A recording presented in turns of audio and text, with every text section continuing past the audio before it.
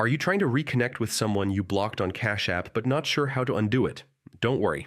In this quick tutorial, I'll show you step by step how to unblock someone on Cash App so you can start sending and receiving money with them again. Stick with me till the end. This is super simple, and you'll have it done in under a minute. First, open your Cash App and go to the Activity tab. You'll find it at the bottom right of your home screen, marked by a little clock icon. This tab shows all your recent transactions and activity. Next, scroll through your list until you find the person you blocked. Tap on their name to open their profile.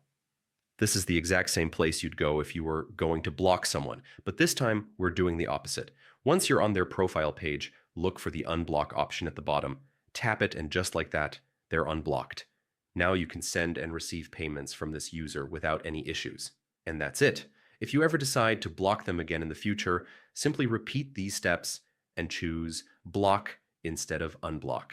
If this video helped you, make sure to hit the like button and subscribe for more quick Cash App tutorials. I've also dropped helpful links in the description, so check those out before you go. Thanks for watching, and I'll see you in the next video.